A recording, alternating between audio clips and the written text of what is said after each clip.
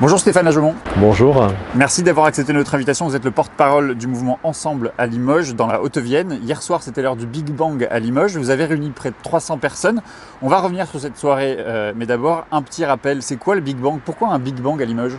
Un Big Bang à Limoges parce que je pense que comme partout en France, il y a des gens qui aujourd'hui ne supportent plus à la fois l'offensive du libéralisme macronien, s'inquiètent de la montée de l'extrême droite, et constate qu'il y a des mouvements de gauche qui se questionnent sur la manière dont on fait parler la justice sociale, dont on fait entendre l'urgence écologique, et qu'il y aurait peut-être besoin à un moment de réussir à frapper ensemble pour opposer un front commun et durable sur ces questions-là. Et je crois que voilà, cette urgence-là, on la ressent tous et on se dit qu'à un moment, il n'est pas possible de passer à côté.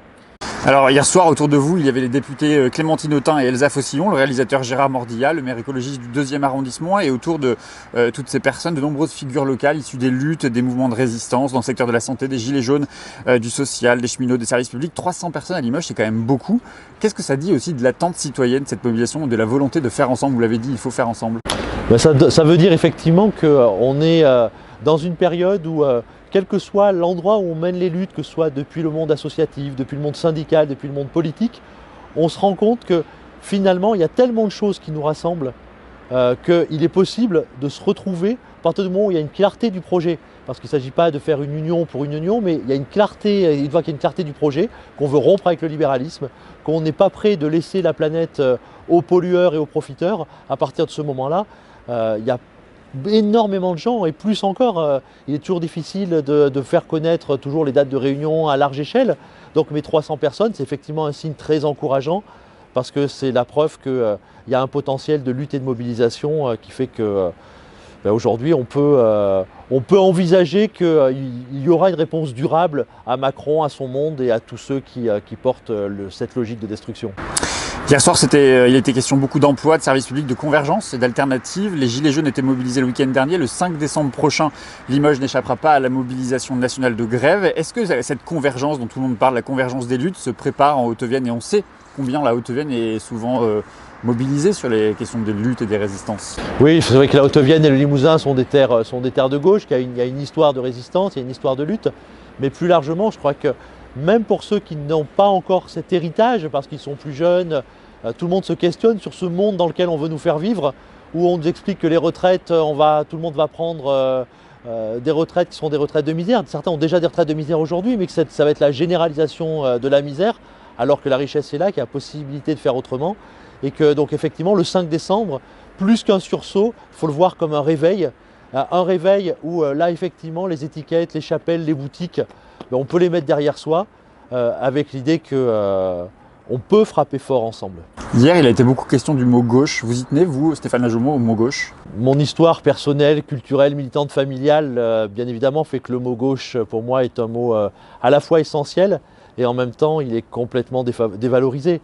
Il a été sali par des gouvernements PS, pour le dire très clairement, qui ont porté la politique des financiers, du patronat.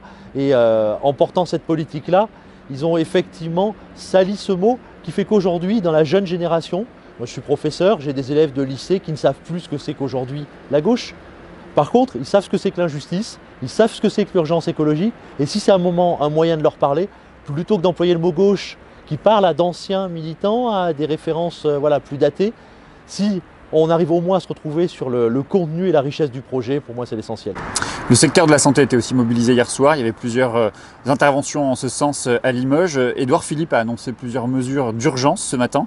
Il avait parlé d'un plan massif. Il annonce 1,5 milliard d'euros sur 3 ans. C'est loin des 5 milliards d'euros qui sont demandés dès l'année prochaine. Oui, je crois que là-dessus, la mobilisation du monde hospitalier est sans commune mesure. Hier soir, le Big Bang à Limoges a permis à nouveau de le faire entendre. Elle traduit une souffrance, le besoin de maintenir un lien humain permanent entre les patients, les usagers du service public de l'hôpital et les soignants. Et qu'à un moment, ça nécessite, là aussi, il y a un Big Bang dans l'hospitalier à produire. Les réponses qui sont les réponses du gouvernement le curseur n'est pas à la hauteur, c'est qu'on est toujours en première vitesse alors qu'il faudrait avoir changé et de route et de braquet et être passé sur autre chose. Oui, il y a un Big Bang de l'hôpital, mais qui nécessite plein de choses, qui nécessite de questionner à la fois la place de l'hôpital public, de le défendre et de remettre en cause les prérogatives du secteur privé, qui repose la question des pharmacies centrales quand on parle de pénurie de médicaments par rapport à la question des officines privées, des laboratoires privés. Le Big Bang, ce n'est pas simplement quelques mesurettes, c'est vraiment un enjeu de société. Qu'est-ce qu'on veut comme société pour l'ensemble de notre population ? À Limoges, depuis plusieurs mois, l'ensemble des forces de gauche travaillaient ensemble à la construction d'un programme commun, d'une alternative commune pour ne présenter qu'une seule liste à Limoges notamment. Et Génération et Europe Écologie Les Verts ont visiblement quitté la table. Qu'est-ce qui s'est passé ? Ce qui s'est passé, c'est que les discussions, effectivement, il y a eu des discussions, des échanges qui étaient une première depuis fort longtemps, puisque la mairie de Limoges est une mairie qui a basculé à droite aux dernières élections après un siècle de municipalité de gauche. Donc il y avait l'idée de se dire que se rassembler pour ramener la mairie à gauche était un enjeu. Reste la question du projet.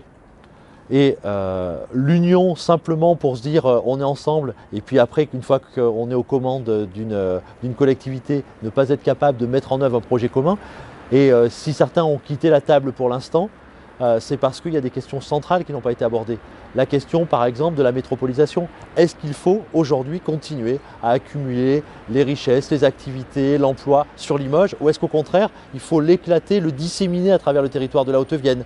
Donc ça pose la question de est-ce qu'on a besoin d'un aéroport avec des lignes intérieures à Limoges ? Est-ce qu'on a besoin d'autoroutes rajoutées supplémentaires à Limoges ? C'est toutes ces questions-là qui sont posées. Et ces sujets-là clivent à gauche. Et ces sujets-là sont des sujets qui clivent parce que dès qu'on aborde la question de la transition écologique, on ne peut pas être sur l'entre-deux. Soit on fait ce virage-là, et c'est un virage qui effectivement demande du courage politique, à la fois aux électeurs, enfin aux politiques et aussi aux électeurs à un moment, parce qu'il faut accepter d'entrer là-dedans. Soit on fait un truc d'entre-deux comme ça a été fait depuis toujours. Et là, le problème, c'est que le compromis ne mènera à rien, si ce n'est à reproduire les politiques existantes. Quel message vous portez, vous envoyez justement à ceux qui ont quitté la table des discussions ou qui s'apprêteraient à le faire ? Continuons à discuter du projet. Je crois qu'en tant Stéphane Ajoumont, mais aussi en tant qu'ensemble, ce qu'on essaye, nous, de porter aujourd'hui, c'est qu'il faut laisser les portes ouvertes.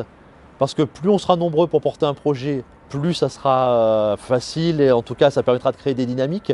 Mais en même temps, il faut qu'il y ait de la clarté sur ce projet. Et là encore, comme pour la question du Big Bang, l'urgence écologique, l'urgence sociale ne peuvent pas être dissociées. Soit on porte les deux, soit sinon on construit un projet de renoncement. J'ai une dernière question, Stéphane Ajoumont. Le député de la Haute-Vienne, c'est Jean-Baptiste Djebari. Il est le nouveau secrétaire d'État au transport. Entre 3 et 4 heures de train pour aller à Limoges de Paris, ou de Paris vers Limoges d'ailleurs. Presque autant pour rejoindre le Sud-Ouest. Vous lui faites confiance pour répondre à la question du désenclavement et de la mobilité ? Je crois que les cheminots ont déjà répondu à cette question-là. Il y a un certain nombre de lignes. Alors il y a le Limoges-Paris qui effectivement est dégradé parce que certains à une époque ont voulu privilégier le tout LGV. Et là ça a dépassé les clivages parce qu'une partie de la gauche se retrouvait aussi à ce moment-là sur cette question-là et qui a conduit à l'abandon de l'entretien quotidien de la ligne centrale et qui est vraiment une colonne vertébrale de l'aménagement du territoire pour les zones rurales mais aussi pour les métropoles locales. Et puis en même temps, tout le réseau des TER est fatigué. Il y a des lignes où les trains circulent au ralenti. Donc là aussi, je vais reprendre la formule, mais ça fait rien, je trouve qu'elle est bonne quand même. Le Big Bang, il faut le produire partout dans la santé, sur l'aménagement des territoires. Et Djebari, là-dessus, n'est absolument pas à la hauteur. C'est un monsieur qui présente bien, qui effectivement a un beau discours, un beau sourire. Mais le problème, c'est qu'entre paraître et agir, il y a parfois un monde. Merci beaucoup Stéphane Ajoumont. Merci beaucoup.